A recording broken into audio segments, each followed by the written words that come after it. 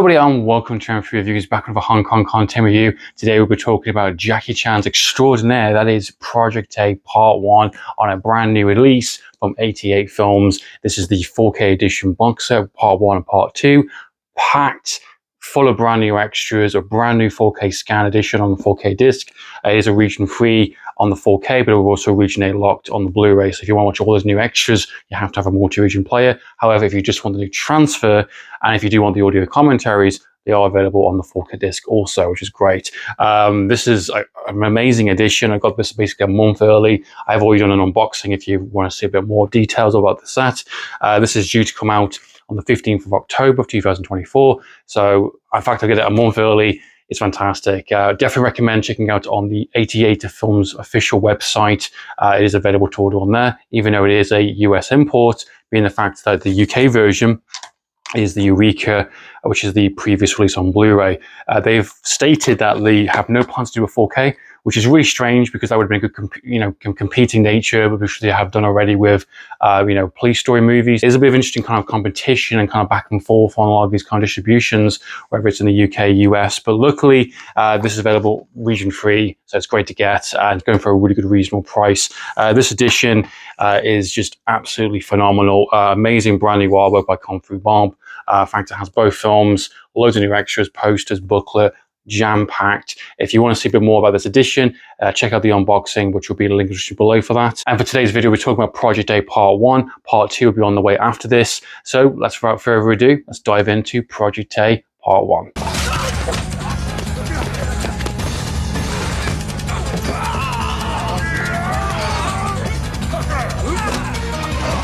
Project A was released in 1983, directed and written by Jackie Chan, starring Jackie Chan, and a lot of the stunt choreographed kind of action scenes also done by Jackie Chan, featuring the first time collaboration properly, if I'm not mistaken, of the Dragon Trio. You've got Jackie Chan, you've got Sammo Hung, and Ewan Byung all together in this film, really delivering the absolute phenomenal chemistry and performances and action.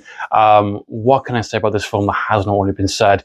I'm going to try my best, absolutely. This film is very significant for multiple different reasons, not just within Jackie Chan's kind of trajectory in his career and his kind of talent and his kind of aspiration to kind of do more bigger projects, more daring kind of movies, and kind of, give the audience what they want and demonstrate how much talent, how much skill he has, not just within performance, directing, comedy, but also just great storytelling and just a classic old school swashbuckle adventure film with comedy, action, and just a collection of amazing talent, within the Dragon Trio. Not just within that, also having one of the members of the Venom mobs as the villain. A fantastic selection of supporting cast members that are very recognizable and familiar with, just surrounding himself with an unbelievable amount of talent. That's just the tip of the iceberg of this film. This film did so well in the box office and massive international success. Many of the films I've obviously taken inspiration from this, also demonstrating to the box office and to the audience, this is the types of films that people want to see. We're going away from the traditional Shaw Brothers kind of, fake kind of sets, charming but fake kind of sets, kind of swordplay movies, martial art movies. We're doing something a little different, raising the stakes within not just within stunts, but also within comedy, within action, within collaborations with other kind of talented performers. And Jackie Chan demonstrates time and time again his aspiration to really push through the barriers of what kind of Hong Kong cinema was at that time, and very, very significant film for loads of different reasons. And I imagine there have been a lot of imitators and a lot of inspiration and a lot of the directory of what other studios were doing, especially within Golden Harvest, which I imagine were just absolutely loving their investment in this director and performer. Absolutely. And this is a really impressive film from start to finish. And this was released in 1983. So this is just before he did Police Story, his infamous kind of police procedural movie, which obviously changed the game later again. Is this in between a couple of comedies? I believe that Phoenix Hiding 2 was coming out, which I think was limited kind of performance in that. I think he was just happened to be in it and he left that project. I think Winners and Sinners was also around during the same time. So this was a bit of a middle ground kind of film in the sense of he was doing smaller kind of movies in between comedies and just kind of appearances. And this was just before he really started to kind of break new ground with Police Story and also Heart of the Dragon, which released in the same year. Technically third proper Jackie Chan film that I saw after doing the first two Police Story movies, and then doing these two during COVID when I first got into Hong Kong cinema.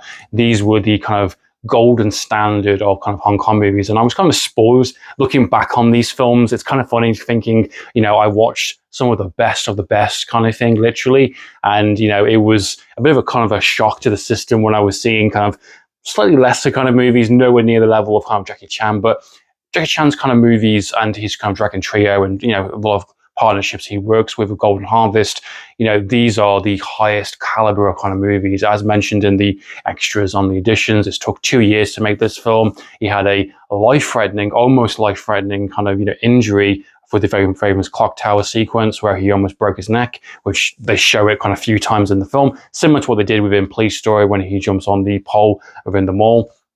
He's always pushing himself to do the most dangerous stunt, and this one almost cost him his life completely. And it's storyline for Project A is set within the 19th century. This is Jackie Chan's kind of special task force that's been given to him called Project A. This is set within a naval kind of time where between a collaboration between Hong Kong and England. And basically there's a kind of a naval kind of, collaboration that does happen within this film. There is a lot of politics and a lot of corrupt officials, and there are kind of various kind of mobster kind of characters, and there is pirates also imported firearms, these rifles, which it's always interesting in Hong Kong movies how they talk about and explore kind of import rifles and weaponry being the fact that the kind of main kind of source of strength and kind of skill set it's always been sort of classic weaponry with like blunt knives and swords and classic martial arts kung fu, and obviously when import weapons come into it, it always changes the kind of game. And you've got mobster characters, you've got pirates, you've got the main villain of the film is one of the members of the Venom mob, which is really cool. He's terrorizing the seas, stealing resources, blowing up ships. At one point in the film, which is a plot point, he actually does take people hostage. And very classic rivalry. You've got Jackie Chan on the one side, part of the naval kind of crew, and he has this kind of collection of fantastic supporting actors that have some really good, amazing kind of scenes together. Some really good kind of good time comedy, which is great, and very recognizable supporting actors that you've probably seen in various other films. And on the other side, you've got Yoon Byung's character, which is part of the land police. Different uniforms, different stature, different kind of position, where he's a drill instructor, and he eventually has to a point where they have to collaborate and join together through kind of various kind of political means in the film. And you get a good section of the film, which is basically just Yoon Byung terrorizing kind of Jackie Chan and his troops and putting them in line and kind of making an example of them. There's a classic kind of rivalry that just happened within the first portion of the film, which allows for some great character development, great comedy overall. All the comedy in this film just lands really goddamn well, and it's good timing, it's good kind of jokes, and it's just simple but effective, and it's really fast paced. It's just the most surprising thing about the film, whether you watch the theatrical or extended cut, which is about 15-minute difference, I believe, or about 10-15-minute difference, the pacing for this film is really impeccable, considering how much the film alters and changes for the course of the film. Being the first portion is just kind of demonstrating this time period, what the politics are, what's going on, what the threat is with these rifles coming in, what the mob characters are doing, what Jackie Chan's doing, what Yoon Byung's doing. You've got the thief character, which is played by Sammo Hung, which has a great introduction, as well, which is great. We're doing this kind of gambling sequence.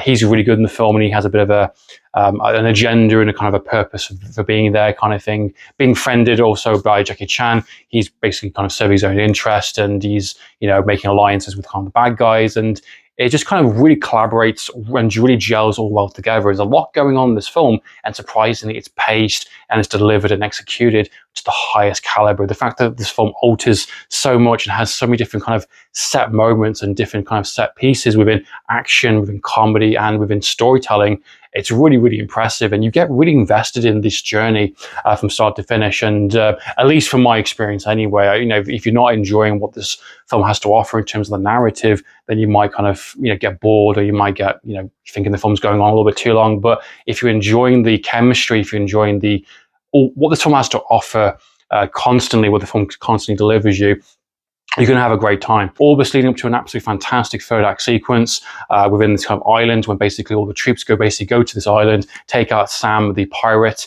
and has some great kind of, you know, again, back and forths, and there's a really amazing kind of, you know, dragon trio kind of, you know, team up fight scene, which is great. There's some really good kind of comedy with grenades and kind of weaponry work, and there's some good tension moments as well. One of the scenes I absolutely love is the password sequence, where there's kind of like, you know, characters are intertwining and kind of, you know, mixing themselves up through disguises, and you know, there's some good jokes in that, which I do really appreciate, which I thought was really good, and characters kind of stepping up. You know, Sammo Hung's character, he's obviously a thief, but he goes back to kind of help his friend, which I really like that. And yeah, it's just a really great film overall. So what are your thoughts and opinions on Project A Part 1, guys? Please comment down below. What is your favorite Jackie Chan film? What is your favorite addition so far from Jackie Chan's kind of releases? There's a lot of great additions from 88 Films and Eureka. I'd love to know your thoughts and opinions, guys. Please comment down below. So in time, guys, Amphlett Reviews, signing out.